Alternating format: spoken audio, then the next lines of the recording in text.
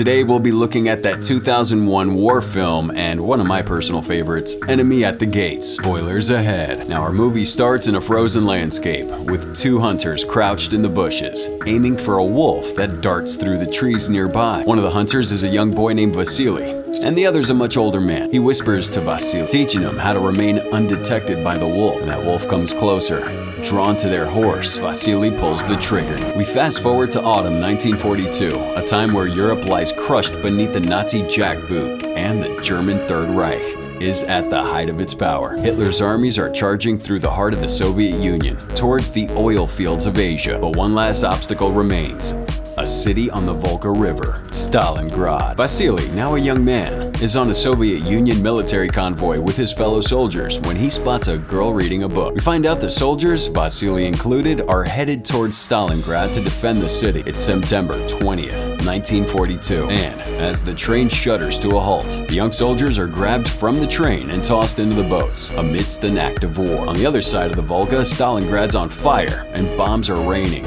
Enemy warplanes soaring down, spraying bullets onto all the men in the boats. Some die, others are tossing themselves in the water to flee, but they're quickly shot down by their commanding officers. The surviving soldiers that make it to the other side of the river are each given either a rifle or bullets. War presses around Vasily as he's led deeper and deeper into the smoking city, eventually reaching the heart of the battle, where German soldiers have set up a defensive trench, shooting down anyone that gets close. Nevertheless, the Russians are forced to either march onwards to die by German bullets or turn around and get shot for deserting. Bodies litter the battlefield, and birds rush in to feast on carcasses. A car carrying Russian propaganda pamphlets drives into German territory, narrowly avoiding landmines until it hits an obstacle and flips. The soldier commandeering the vehicle crawls out and hides in a pile of dead bodies. Germans shoot into the bodies and leave, but by some miracle, the Russian soldier, a commissar named Danilov, survives. He takes a rifle from one of the nearby bodies and coincidentally finds Vasily hiding in the pile as well. Danilov attempts to shoot a German colonel, but is obviously incompetent and doesn't know how to reload a rifle. So Vasily takes over. So Vasily, timing the shots with the sound of explosions, takes down 4 enemies with expert marksmanship as Danilov watches. And when they're back to safety, Commissar Danilov has Vasily's feat of bravery and skill published in a pamphlet. And the Soviets are doing poorly on the first day of battle, with hundreds of their men dead or deserted. Nikita Sergeyevich Khrushchev, a high-ranking government official, arrives in the city and calls together a meeting of political commissars. Khrushchev explains that Stalingrad, bearing the name of Stalin, is a symbol of the Soviet Union and thus should not be captured by the Germans, or the entire country will collapse. He asks for ideas on how to bolster army morale, and Danilov suggests that they give him hope. Police stops right in front of him, and Danilov explains that the men feel that their only choice is to die by German bullets or Russian ones. By restarting the army newspaper and telling stories of brave heroes, it'll give the Russians hope, pride, and a desire to fight. Khrushchev asks him if he knows any heroes, and he replies that he knows of one. So the story of Vasily's bravery gets put on the front page of the newspaper, meaning that everyone in the country and beyond will know of him. Danilov is promoted to general staff while Vasily is promoted to the sniper division. In the weeks that follow, Vasily becomes a staple of the newspapers and radio, and his every action exaggerated to heroic proportions. Men join the army, hoping to follow in his example. Now Vasily is mid-action, his scope trained on a German soldier nearby, when he's interrupted by a young boy named Sasha, who idolizes him. So the boy invites him over to his place for dinner, and Vasily accepts. The boy leads him down into a basement, where he lives with his mother, Mrs. Filippov. It's damp and dirty, as expected from a basement, but Mrs. Filippov has done her best with the place. Someone knocks on the door, and Vasily opens it to find his old friend, Commissar Danilov. Now after dinner, Danilov sorts through Vasily's fan mail and has him write responses to each, with Danilov dictating every word, when a female soldier in a local militia, Tanya, enters the basement. Now before the war, she was studying German literature at the University of Moscow. They go back to the letters, but now Danilov seems suddenly frazzled and unsure of himself, repeatedly sneaking glances at Tanya. So October 21st, at the German HQ, a general meets with Major Koenig to discuss their situation. The city's in ruin, and the German army is ill-equipped to keep attacking, but Hitler refuses to back down. Not only that, but the news of Vasily's heroics is demoralizing the Germans, and so the general is making it a point to kill Vasily. But first, they have to find him. Major Koenig reassures the general that he'll find a way to have Vasily come to him. Now back in the basement, Vasily's woken up early to deal with a problem at the department sector, while Danilov remains fast asleep on the couch. Out on the battlefield, Vasily's fellow snipers point him to the location of a German soldier hiding in one of the buildings. So far that morning, the soldier has already shot down 5 officers and 2 machine gunners. Vasily makes quick work of him, killing the soldier with 1 well-aimed bullet. Meanwhile, Danilov's awoken. He thanks Mrs. Filipov for her hospitality and goes to leave, but ends up gravitating to Tanya's bookcase of German literature. Tanya tells him that he can borrow anyone that he'd like, and they start to converse.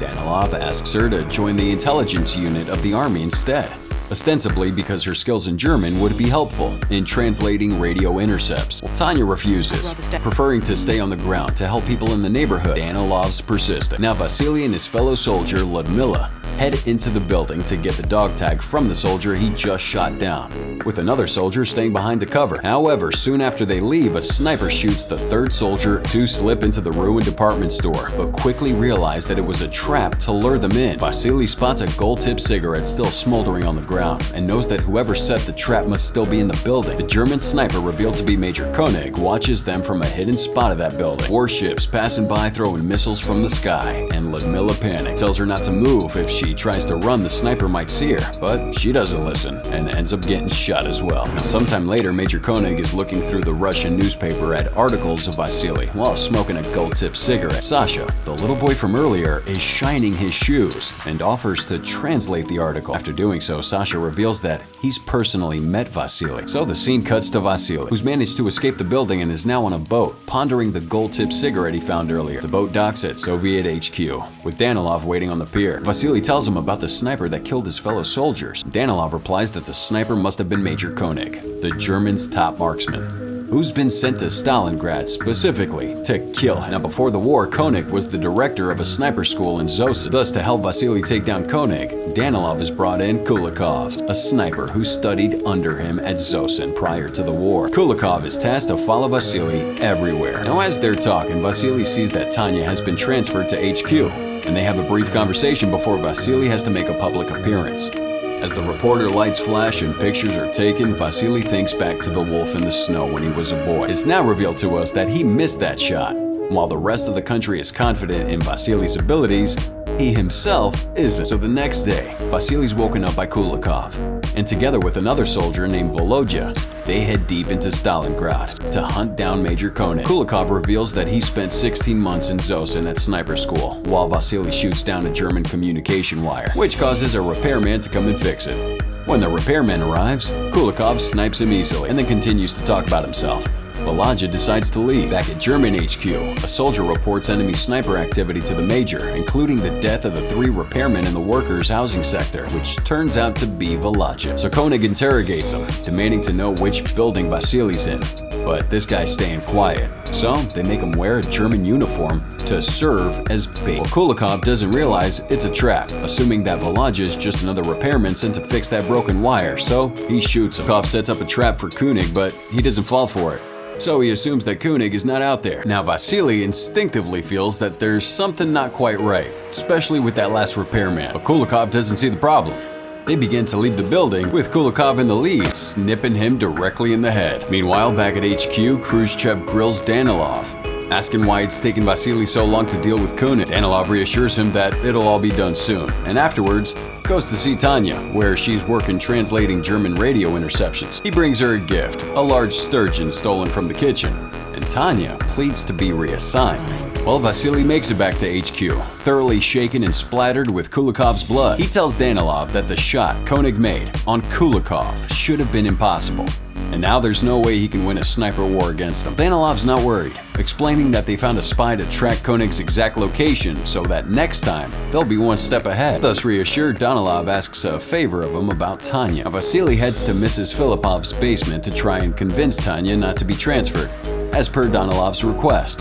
Vasily explains the horrors of up-close war, but Tanya really doesn't care. Instead, she tells him she asked for the transfer because she'd received word that the German soldiers had ruthlessly murdered her parents. When Vasily hears this, well, his only response is to give her Kulikov's rifle. Now elsewhere, Koenig bribes Sasha with meat and chocolate for information about Vasily. Sasha tells him exactly how Vasily leaves the army barracks through a factory, as well as the location of a place where Vasily would be out in the open. Now, time skips forward to November 5th, and we see that Tanya had been transferred out of intelligence, like she'd asked. Vasily leaves the army barracks. While outside, Koenig sets his trap using information that Sasha gave him. He waits for him on the footwalk over the gutter, expecting Vasily to crawl through a grate and out in the open. Vasily, however, knows exactly where Koenig is waiting for him. Together with another soldier named Sergei, he crawls through pipes to get closer to where Koenig's waiting. But the major sees the pipes move and relocates. When the two Russian soldiers crawl out of the pipes,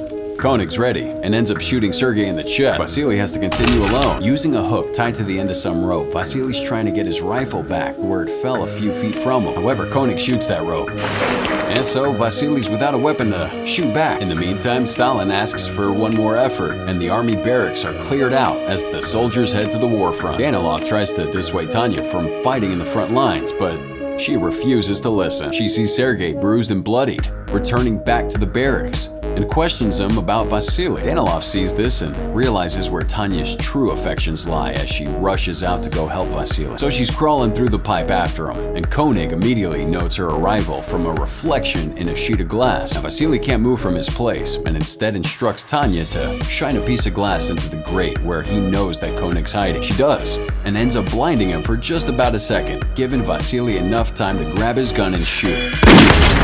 That bullet pierces his hand. Koenig goes back to Sasha and questions him some more about Vasily. As Sasha talks about him with reverent enthusiasm, Koenig becomes suspicious of the boy's loyalties. Now back at the barracks, the soldiers who are still alive celebrate another day, while Tanya and Vasily converse. He's explaining that he thinks people like Tanya and Danilov are useful because they've been educated, and thus they have to stay alive. But people like him aren't as useful, and so he doesn't value his own life that much. He also reveals that should he survive the war, he'd like to work in a factory one day as a supervisor. Tanya's all charmed, and they're looking at each other as if they might kiss just as the scene cuts. Now Danilov's typing up another article for the newspaper while Sasha watches in a nearby chair. He asks the boy what Tanya has been up to, and he replies that she mostly stays with the sharpshooters, like Vasily these days. Danilov then instructs Sasha to tell Koenig that Vasily will be at the factory soon. In his hand is a black and white photo of him standing next to Vasily. And taking scissors, Danilov snips the photo in two. That night at the barracks, though, Tanya and Vasily get intimate while the others are sleeping. And on the next day, Vasily meets up with Danilov to tell him that he doesn't want to be written about in the papers anymore. He wants to be a regular soldier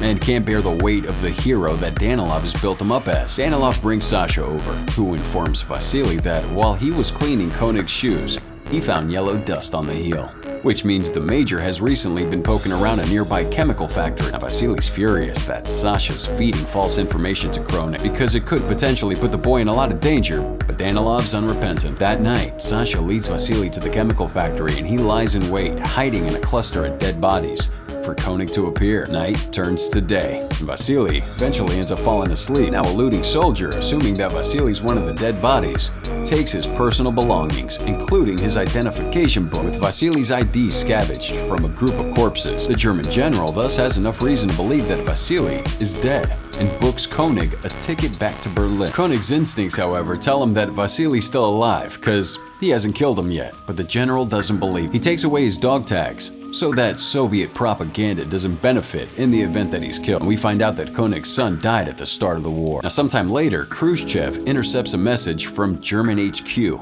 claiming that Vasily's dead, and Vasily makes his way back to HQ, where Danilov's already typing out a propaganda-filled obituary. Sasha's there, and we realize that he told Tanya about Koenig's information. Vasily grabs his rifle, sure that Tanya must be at the water tower, and we realize that he told Tanya about Koenig's information. So Vasily grabs his rifle, sure that Tanya has to be at the water tower looking for him, and probably gets shot by Koenig. Sure enough, Tanya's there, crawling around looking for Vasily. Koenig spots her and is now sure that Sasha was a double agent. Vasily finds her and they kiss, with Danilov watching close by. Distraught by this revelation, Danilov returns home and writes articles that call Vasily an anti-nationalist deserter. So Koenig intercepts Sasha on his way home from Russian headquarters. Meanwhile, Tanya and Vasily are finally alone together, and he tells her on the way to Stalingrad they were both in the same train car, and he was infatuated with her from that very day. They start to kiss, but Tanya notices something strange outside and grabs her binoculars. It's Sasha. His small body hung from a pole. Tanya screams, rushes to grab her rifle, evading Vasily's attempts to stop her. She tells Danilov, and they go to see Sasha's mother together. Danilov can't seem to tell Mrs. Filipov that her son's dead, instead lying that he's gone to the German side of the war. Trying to escort Mrs. Filipov to safety, Tanya's hit and critically wounded by shrapnel. Vasily's waiting for Koenig when Danilov tells him that Danilov regrets the choices he's made, and in a final act of sacrifice, intentionally exposes himself, getting shot by Koenig and revealing that position. Now, Koenig, believing that he killed Vasily, goes over to check the body until he realizes his mistake. Vasily takes the opportunity and shoots him right in the forehead. And Stalingrad is finally liberated from the Germans. The army celebrates, and in a hospital bed, Tanya opens her eyes, seemingly all right. Vasily finds her at the hospital and sits down next to her as that scene fades to black.